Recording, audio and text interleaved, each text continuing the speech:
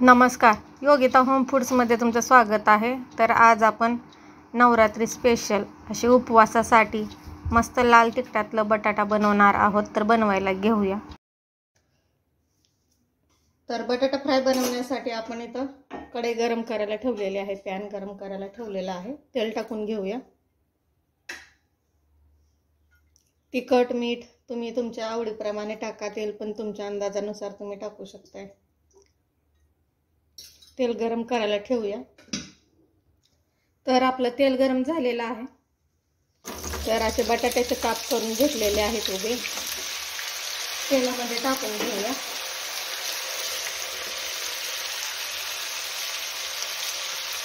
तर फिरवून घेऊ।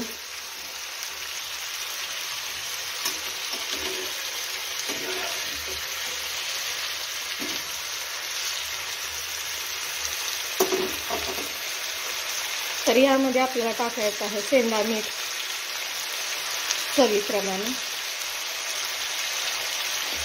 जाडसर वाटलेली जिऱ्याची पावडर टाकायची आहे,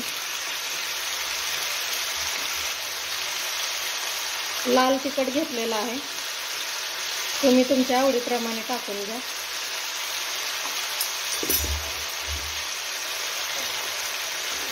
फिरवून घेऊया आता।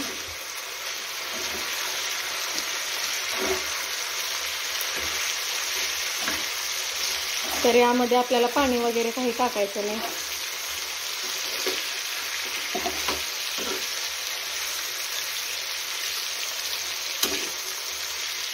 तर मस्त असं आपण इथं फिरवून घेतलेलं आहे। तर इथे आपल्याला बारीक केलेलं शेंगदाण्याचं कूट टाकायचं आहे आणि यामध्ये पाणी अजिबात घालायचं नाही।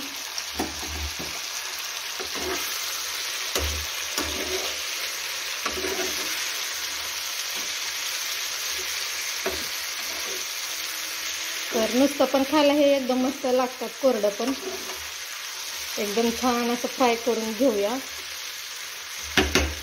बारीक गॅस करू आणि यावरती झाकण लावून घेऊया। एक 5 ते 6 मिनिट आपण हे बारीक गॅसवरती झाकून ठेवूया। 5 मिनिटांनी बघू। तर इथे 5 मिनिट झालेले आहेत। तर झाकण काढलेलं आहे।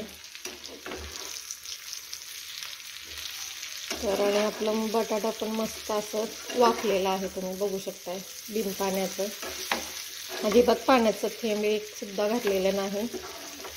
छान वाफेवर आपलं इथं बटाटा फ्राय करून घेतलेला आहे। मस्त असं दिसायला पण छान झालेलं आहे, तुम्ही बघू शकताय।